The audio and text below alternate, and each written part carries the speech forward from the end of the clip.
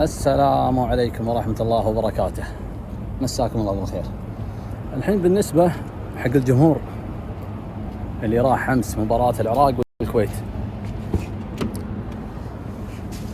هم كانوا رايحين معركة ولا رايحين يشاهدون مباراة أو رايحين يتعاقبون؟ يعني للأمانة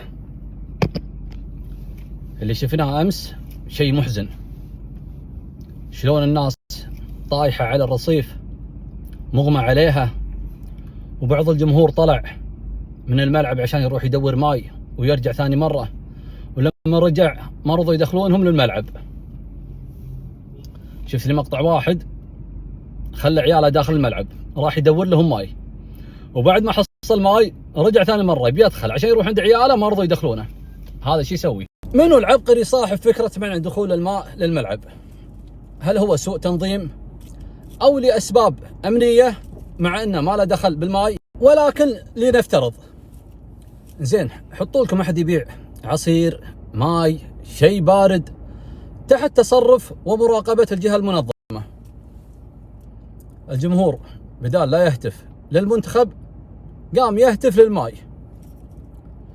اللي صار أمس مو معقول.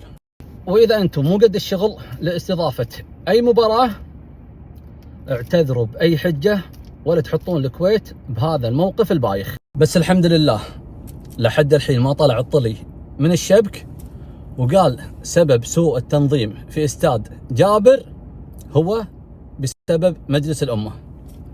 الحمد لله لحد الحين. السلام عليكم.